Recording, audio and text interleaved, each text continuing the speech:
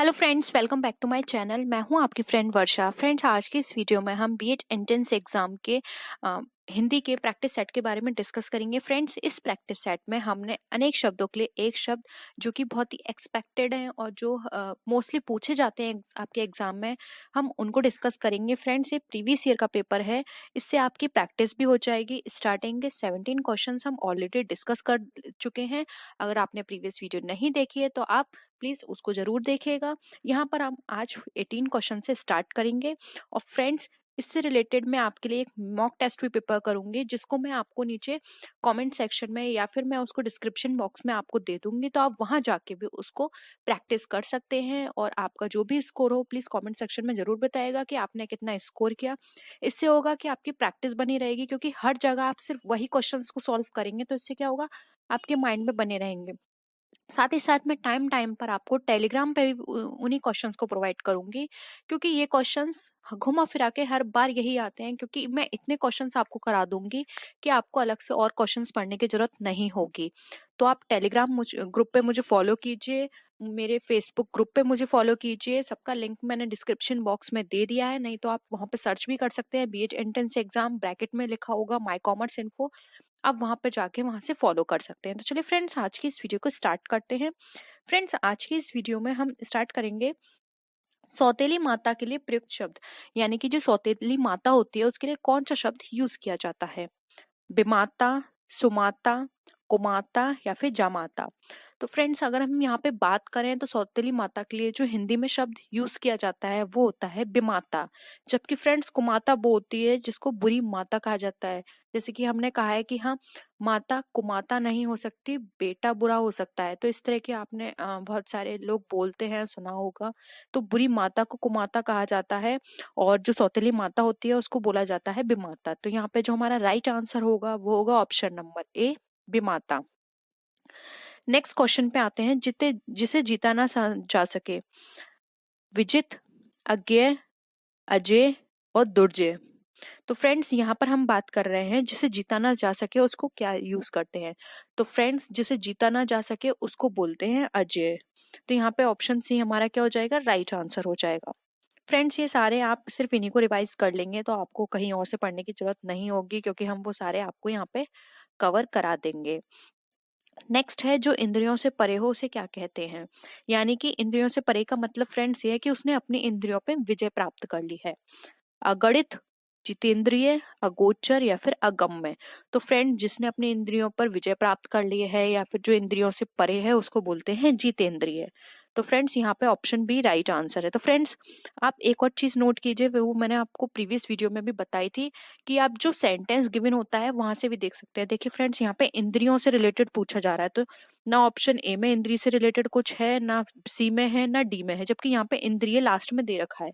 तो आप ऐसे भी मैच कर सकते हैं। ये एक ट्रिक है जो कि अमूमन फिट बैठती है, और कुछ ऐसे हैं जहाँ फिट नहीं बैठते, तो वहां पर वो कुछ ही क्वेश्चन है, तो उनको अगर आप 2-3 बार रिवाइज भी करेंगे तो आपके लिए वो आसान हो जाएंगे। नेक्स्ट क्वेश्चन पे आते हैं। नेक्स्ट क्वेश्चन है हमारा, नींद पर विजय प्राप्त करने वाले के लिए एक शब्द बताइए। यानी कि वो व्यक्ति जिसे नींद नहीं आती या फिर जिसने अपनी नींद पे विजय प्राप्त कर लिया उसे क्या कहा जाता है। मितभाषी, सुषुप्त, गुडाकेश या फिर शयनागार। तो फ्रेंड्स, यहाँ पर बात की जा रही है ऐसे व्यक्ति की जिसने अपनी नींद पे विजय प्राप्त कर ली है। तो फ्रेंड्स, ऐसे उनको बोला जाता है जिनको कम नींद आती है, या फिर जो पर्सन मतलब नींद आ रही है लेकिन फिर भी वो उस नींद को खत्म करके अपना काम करता है, तो उसको बोला जाता है गुडाकेश। यानी कि ऑप्शन सी हमारा राइट आंसर है। सुषुप्त बोला जाता है फ्रेंड्स जिसको नींद आने की इच्छा है, यानी कि जिसको सोने की इच्छा होती है उसको बोला जाता है सुषुप्त। शयनागार बोला जाता है नींद का एक स्थान जहाँ पे लोग सोते हैं, उसको शयनागार बोलते हैं।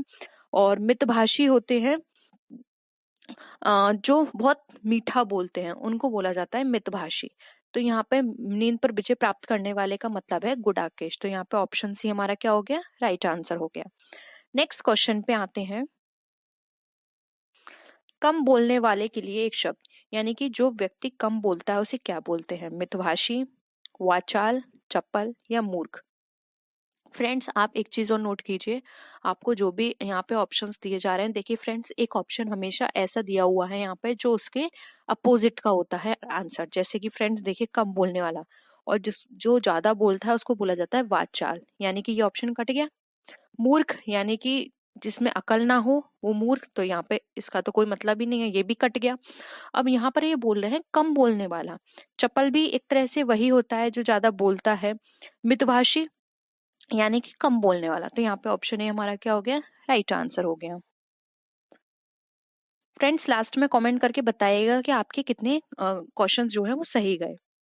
छाती के बल चलने वाले के लिए एक शब्द क्या होगा, आपको बताना है कि छाती के बल चलता है उसको क्या बोलते हैं, उरग, भुजंग, कुरंग या तुरंग। तो फ्रेंड्स जो व्यक्ति छाती के बल चलता है उसको बोला जाता है उरंग, तो यहाँ पे ऑप्शन ए हमारा क्या हो गया, राइट आंसर हो गया। नेक्स्ट क्वेश्चन पे आते हैं। फ्रेंड्स इससे रिलेटेड मैंने एक इम्पॉर्टेंट वीडियो आप पहले ही अपलोड कर दिए, तो आप प्लीज जाके जरूर देख लीजिएगा, क्योंकि वहां पे मैंने जो भी आपके एग्जाम के अकॉर्डिंग इम्पोर्टेंट हैं वो सारे अनेक शब्दों के लिए एक शब्द एक वीडियो में कंबाइन करके ऑलरेडी अपलोड कर दिए हैं, तो आप वहां जाके भी एक बार रिविजन कर लीजिएगा। नेक्स्ट है, सिर से लेकर पैर तक के लिए एक शब्द क्या होगा, यानी कि हमें बताना है सिर से लेकर पैर तक अगर हम किसी भी चीज को बताएंगे तो वहां पे कौन सा वर्ड यूज करेंगे। सिर स्तरण, आपाद मस्तक, शिरोधार्य या फिर मस्तकापाद। तो फ्रेंड्स सिर से लेके अगर हम पैर तक कुछ बता रहे हैं तो उसको बोलते हैं आपाद मस्तक, तो ऑप्शन बी यहाँ पे क्या हो गया हमारा, राइट आंसर हो गया। नेक्स्ट क्वेश्चन पे आते हैं। जिनकी भुजाएं घुटनों तक लंबी हो के लिए एक शब्द बताइए। फ्रेंड्स आपको पता है ऐसा कौन था जिसकी भुजाएं घुटनों तक लंबी थी, तो फ्रेंड्स वो थे हमारे प्रभु श्री राम जी भगवान। उनकी भुजाएं, ये कहा जाता है कि उनकी भुजाएं इतनी लंबी थी कि वो घुटनों तक आती थी। ठीक है, तो अब आपको बताना है कि जिनकी भुजाएं घुटनों तक लंबी होती हैं उनको क्या बोला जाता है, अजान बाहु, अनजान बाहु, समबाहु या फिर अग्रबाहु। तो फ्रेंड्स जिनकी भुजाएं घुटनों तक लंबी होती हैं उसको बोला जाता है अजान बाहु, और इसलिए श्री राम भगवान को भी अजान बाहु बोला जाता है। तो ऑप्शन ए आपका यहाँ पे क्या हो गया, राइट आंसर हो गया। नेक्स्ट क्वेश्चन पे आते हैं। उपन्यास से संबंधित के लिए एक शब्द बताइए, यानी कि जो जिसका उपन्यास से संबंध है उस पे हमें बताना है। उपन्यासकार, औपन्यासिक, ऐतिहासिक या फिर काव्य शास्त्र। तो फ्रेंड्स यहाँ पे उपन्यास से संबंध बताया, अगर ये होता कि उपन्यास लिखने वाला तो हम यहाँ पे उपन्यासकार कर सकते थे, लेकिन यहाँ पे संबंधित है तो ये कट गया। ऐतिहासिक, इतिहास से संबंधित हो गया तो ये भी कट गया। काव्य शास्त्र मतलब जो काव्य से रिलेटेड हो, तो ये भी हमारा कट गया। तो ऑप्शन बचा हमारा बी, तो यहाँ पे राइट आंसर होगा हमारा औपन्यासिक, उपन्यास से संबंधित है, तो ऑप्शन बी हमारा राइट आंसर है। तो फ्रेंड्स इस तरह के क्वेश्चंस आप एलिमिनेशन के थ्रू भी कर सकते हैं, जो कि बहुत ही इजी वे है राइट आंसर टिक करने का। नेक्स्ट है, पीने की इच्छा के लिए एक शब्द बताना है। तो अब आपको बताना है फ्रेंड्स, अगर किसी को इंसान को पीने की इच्छा होती है तो उसके लिए कौन सा वर्ड यूज किया जाएगा, पिपास, पिपासा, प्यास या प्यासा। तो फ्रेंड्स अगर किसी इंसान को पीने की इच्छा होती है तो उसके लिए वर्ड यूज किया जाता है पिपासा। तो यहाँ पे ऑप्शन बी हमारा क्या हो जाएगा, राइट आंसर हो जाएगा। पिपास कोई वर्ड नहीं होता, प्यास होती है ये एक तरह की फीलिंग हमारे अंदर की हमें प्यास लग रही है, तो हम यूज करते हैं ये वर्ड। प्यासा, कोई इंसान प्यासा होता है तो बोला जाता है, लेकिन किसी को पीने की इच्छा है तो वहां पे हम इच्छा के लिए पिपासा वर्ड यूज करते हैं, तो ऑप्शन बी यहाँ पे हमारा राइट आंसर है। नेक्स्ट क्वेश्चन पे आते हैं। मछली के समान आंखों वाली के लिए एक शब्द बताना है, तो हमें बताना है कि जिसकी मछली के समान आंखें होती हैं उसे क्या कहा जाता है, चकोर, अक्षी, मीनाक्षी या फिर मृगनयनी। फ्रेंड्स चकोर, अक्षी बिल्कुल कट गया। अब यहाँ पे हमें कंफ्यूजन हो रहा है मीनाक्षी और मृगनयनी में। तो फ्रेंड्स देखिए मृगनयनी आप इसको काटेंगे तो यानी कि मृग के समान नैनों वाली, तो ये भी कट गया। हमें यहाँ पे मछली के समान पूछा है, तो मछली के समान कौन हो गई, मीनाक्षी। तो ऑप्शन सी हमारा क्या हो गया यहाँ पे, राइट आंसर हो गया। फ्रेंड्स आप एलिमिनेशन के थ्रू ही कीजिएगा, बहुत आसान होता है एलिमिनेशन के थ्रू राइट टिक करना। नेक्स्ट है, मूल से संबंधित के लिए एक शब्द बताना है हमें, यानी कि हमें बताना है मूल से संबंधित के लिए हम कौन सा शब्द वहां पे यूज करेंगे, क्या होगा इसका। ऑप्शन है मौलिक, त्वरित, उद्गम या फिर लिपि। तो फ्रेंड्स यहाँ पर है मूल से संबंधित के लिए, तो इसके लिए बोला जाता है मौलिक। तो यहाँ पे ऑप्शन ए हमारा क्या हो गया, राइट आंसर हो गया। नेक्स्ट क्वेश्चन पे आते हैं। फ्रेंड्स आई होप आपको सारे क्वेश्चंस क्लियर हो रहे होंगे, लेकिन अगर आपको किसी भी तरह का डाउट लगता है तो प्लीज कमेंट सेक्शन में बताइएगा, हम नेक्स्ट वीडियो में उसको जरूर डिस्कस करेंगे। नेक्स्ट है, जिस व्यक्ति की पत्नी मर गई हो उसे क्या कहा जाता है, विधवा, विधुर, विदुर या फिर मधुर। तो फ्रेंड जिस व्यक्ति की पत्नी मर जाती है उसे बोला जाता है विधुर, और अगर जिस व्यक्ति की पति मर जाता है यानी कि स्त्री जिसका पति मर गया उसको बोला जाता है विधवा। तो यहाँ पे ऑप्शन कट गया, विदुर भी नहीं होगा, मधुर भी नहीं होगा, तो ऑप्शन बी हमारा क्या हो गया, राइट आंसर हो गया। नेक्स्ट क्वेश्चन पे आते हैं। हवन की सामग्री के लिए एक शब्द क्या होगा, हमें बताना है कि जो हवन की सामग्री होती है उसके लिए कौन सा शब्द यहाँ पे यूज किया जाएगा, छवि, हवि, कुंड या फिर रवि। तो फ्रेंड्स हवन की सामग्री के लिए जो यहाँ पे वर्ड हम यूज करेंगे वो है हवि, उसको बोला जाता है हवि। तो ऑप्शन बी यहाँ पे हमारा हो गया राइट आंसर। नेक्स्ट क्वेश्चन है, इच्छा के अनुसार वाक्यांश के लिए यानी कि कोई भी इच्छा के अनुसार काम हो तो उसको क्या बोलते हैं, ऐच्छिक, वैकल्पिक, इच्छित या फिर इच्छा। तो फ्रेंड्स इच्छित ये तो हमारी एक तरह से फीलिंग से रिलेटेड हो गई, हमारे भाव से रिलेटेड, तो ये दोनों ऑप्शन तो कट जाते हैं। अब बचे हमारे पास ए और बी ऑप्शन। तो फ्रेंड्स हाँ, यहाँ पर हम बी ऑप्शन देखें तो ये भी हमारा कट गया, क्योंकि वैकल्पिक यूज किया जाता है जहां पर हो कि विकल्प के अनुसार काम करना, तो वहां वैकल्पिक आता है, लेकिन यहाँ पे तो ये बोल रहे हैं कि इच्छा के अनुसार काम करना। तो यहाँ पे हमारा राइट आंसर होगा ऑप्शन ए वैकल्पिक, ऑप्शन ए हमारा यहाँ पे राइट आंसर है। नेक्स्ट क्वेश्चन पे आते हैं, जिस पर आक्रमण ना किया गया हो उसके लिए एक शब्द बताना है। ऑप्शंस हैं निरापद, अजेय, अनाक्रांत, स्वतंत्र। तो फ्रेंड्स अगर हम जिस पर आक्रमण ना किया गया उसको क्या बोलेंगे, तो फ्रेंड्स यहाँ पर भी आप देख सकते हैं आक्रांत, अनाक्रांत यहाँ पे राइट आंसर होगा। अजय हमने पहले बता दिया था, जिसको जीता ना जा सके वो अजय होता है, तो ये कट गया। स्वतंत्र मतलब जिसपे किसी का नियंत्रण ना हो वो स्वतंत्र, ठीक है, ये कट गया। निरापद भी यहाँ पे नहीं होगा, ऑप्शन सी हमारा राइट आंसर है। नेक्स्ट क्वेश्चन पे आते हैं, जिस रोग का ठीक होना असंभव है उसके लिए क्या शब्द यूज किया जाएगा, संक्रामक, असाध्य, महामारी या फिर विकट। तो फ्रेंड्स ऐसी कोई बीमारी जिसका किसी भी तरह का ठीक होने की कोई भी संभावना नहीं हो तो उसको बोलते हैं असाध्य। साध्य वो होता है जिसकी ठीक होने की संभावना हो। तो ऑप्शन बी यहाँ पे हमारा क्या हो गया, राइट आंसर हो गया। नेक्स्ट क्वेश्चन पे आते हैं, जिसका कोई आकार ना हो उसके लिए एक शब्द बताना है, यानी ऑप्शंस हैं साकार, निराकार, विकार या फिर प्रकार। तो फ्रेंड्स जिसका कोई आकार ना हो, तो फ्रेंड्स आप यहाँ देख सकते हैं, यहाँ पर ना की बात की जा रही है, यानी कि स्टार्टिंग में ना और बाद में आकार। तो फ्रेंड्स आप ऐसे भी लगा सकते हैं निराकार, इसका यहाँ पे राइट आंसर होगा, यानी निराकार कुछ नेगेटिव वर्ड यहाँ पे यूज किया जा रहा है ना, तो यहाँ पे क्या हो गया, आकार हम निश्चिंत नहीं है यानी कि वो निराकार है। जिसका जैसे कि ईश्वर के लिए हम ये वर्ड यूज करते हैं कि हमारे ईश्वर का जो आकार है वो निराकार है, वो हर जगह है। हम ये नहीं कह सकते कि हमारे जो भगवान है या फिर जिसपे हम बिलीव करते हैं कोई भी हो वो सिर्फ यहाँ मिलेंगे या वहां मिलेंगे, वो हर जगह है और उनका कोई आकार नहीं है, वो निराकार है, तो ये यूज किया जाता है। तो ऑप्शन बी यहाँ पे हमारा क्या हो गया, राइट आंसर है। नेक्स्ट क्वेश्चन पे आते हैं, जिसमें संदेह ना हो उसके लिए एक शब्द बताना है। संदिग्ध, तो फ्रेंड्स देखिए यहाँ पर आप ऑप्शंस के अकॉर्डिंग भी देख सकते हैं, असंदिग्ध, चिंतनीय या फिर अचिंतनीय। यहाँ पे फ्रेंड्स ना यूज किया जा रहा है, यानी कि जिसमें संदेह ना हो। तो फ्रेंड्स संदिग्ध तो वो होता है जिसमें संदेह होता है, ये कट गया। चिंतनीय तो वो हो गया चिंता करने का, अचिंतनीय जिसकी चिंता ना की जा सके, ठीक है। तो बचा क्या हमारे पास बी, असंदिग्ध। तो ऑप्शन बी यहाँ पे हमारा राइट आंसर हो गया। आप ऐसे भी लगा सकते हैं, यहाँ पे आ, ना, का, अगर ऐसे वर्ड लगते हैं तो वो अपोजिट होते हैं, ठीक है। तो यहाँ पे आ लग गया यानी कि अपोजिट है, यानी कि जिसपे संदेह ना हो, तो यहाँ पे ऑप्शन बी हमारा राइट आंसर है। नेक्स्ट क्वेश्चन पे आते हैं, जिस भूमि को जोता ना जा सके उसके लिए एक शब्द बताना है। ऑप्शंस हैं अप्रतिहत, उर्वर, अनुर्वर या फिर समतल।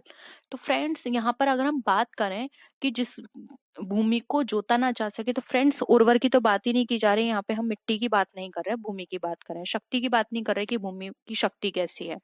तो ये ऑप्शंस हमारे कट गए। ठीक है, ये समतल यहाँ पे उसकी विशेषता बता रहा है, इसके भी ये भी कट गया। बचा क्या? Option A. तो राइट आंसर हमारा ऑप्शन नंबर ए, अप्रतिहत। उर्वरा, अनुर्वर, समतल, ये तो उसकी विशेषता बता रहे हैं कि हमारी भूमि की विशेषता ऐसी है। ठीक है, तो यहाँ पे ऑप्शन ए हमारा राइट आंसर होगा। नेक्स्ट क्वेश्चन पे आते हैं। जिसे शीघ्र प्रसन्न किया जा सकता हो के लिए एक शब्द बताना है। दम्भी, ज्ञानी, आशुतोष या फिर प्रसन्ना। यानी कि अब हमें बताना है कि जिसको हम शीघ्र प्रसन्न कर सकें वो कौन है। तो ऑप्शन यहाँ पे फ्रेंड्स हमारा सी राइट आंसर है, उसको बोला जाता है आशुतोष। तो फ्रेंड्स ये वर्ड भगवान के लिए यूज किए जा सकते हैं, क्योंकि भगवान को प्रसन्न करना बहुत आसान है। भगवान को प्रसन्न करने के लिए आपको बस कुछ नहीं, बस उनको अपने बिल्कुल बिना किसी बात को सोचे बस उनका ध्यान लगाना है, वो बस प्रसन्न हो जाएंगे। हम ये नहीं है कि आप उनको बहुत बड़े बड़े उपहार भेंट करेंगे तभी वो आपसे प्रसन्न होंगे। तो इस तरह के वर्ड्स भगवान के लिए यूज किए जाते हैं। ठीक है, नेक्स्ट आते हैं। जो समाप्त हो गया हो के लिए एक शब्द क्या होगा। यानी कि हमें बताना है जो समाप्त हो गया उसके लिए हम क्या यूज करेंगे।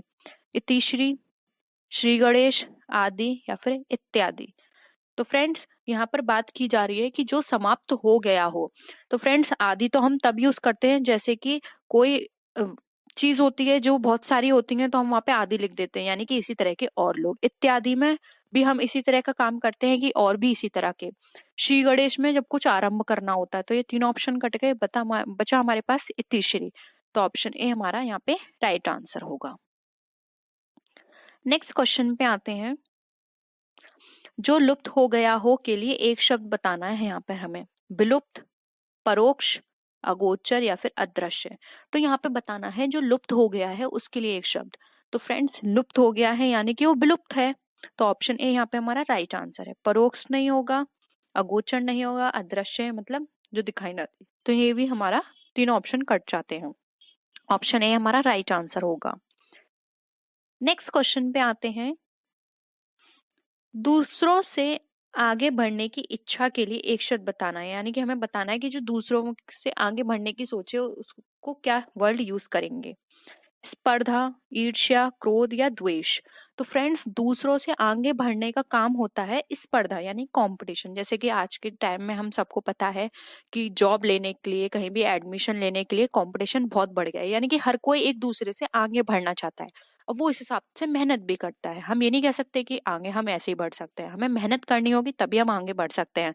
तो यहाँ पे ऑप्शन ए हमारा राइट आंसर है। ईर्ष्या नहीं होगा, वो ईर्ष्या करने की बात नहीं कर रहा, वो आगे बढ़ने की बात कर रहा है। सेम उसी तरह से द्वेष, क्रोध, ये सारे यहाँ पे क्या है, भाव हैं। ये भाव से हमें मतलब नहीं है, यहाँ बताना है कि उस इच्छा को क्या बोलेंगे, उसको बोलते हैं कंपटीशन।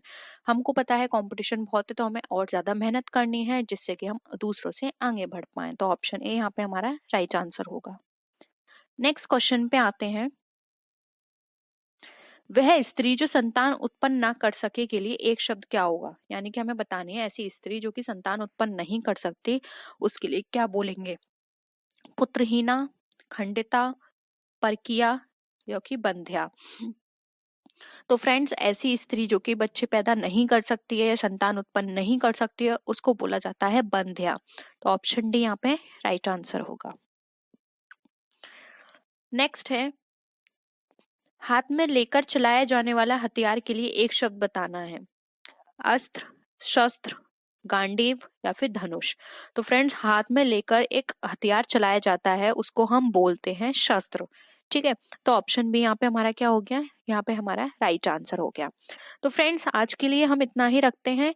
कुछ और बचे हुए हैं 20+ क्वेश्चंस, 20 to 25 क्वेश्चंस जो कि आपके एग्जाम में मोस्टली पूछे जाते हैं। हम एक बार उनका भी आपका प्रैक्टिस सेट के थ्रू रिवीजन करा देंगे, जिससे क्या होगा कि आपको प्रैक्टिस बनी रहेगी और आपको एक आइडिया भी लग जाएगा कि इस तरह के पूछे जाते हैं। और साथ में आप मॉक टेस्ट दीजिए और किसी भी तरह की कोई भी क्वेरी लगती है तो कमेंट सेक्शन में जरूर बताइएगा। आई होप आपको वीडियो पसंद आया होगा। वीडियो पसंद आया तो वीडियो को लाइक कीजिए, अपने फ्रेंड्स के साथ शेयर कीजिए और अगर चैनल सब्सक्राइब नहीं किया अभी तक तो प्लीज़ चैनल को सब्सक्राइब भी कर लीजिए, क्योंकि इससे क्या होगा कि आपको मैं कोई भी न्यू वीडियो अपलोड करूँगी तो वहाँ पे आपको वीडियो मिल जाएगी। और हाँ, वीडियो तभी मिलेगी जब आप जो बेल आइकन है उसको आप प्रेस करेंगे। ठीक है, तो फ्रेंड्स आज की वीडियो यहीं फिनिश करते हैं। आई होप पसंद आया होगा आपको। नेक्स्ट वीडियो में हम फिर मिलते हैं और भी अच्छी वीडियोस के साथ। तब तक के लिए बाय बाय।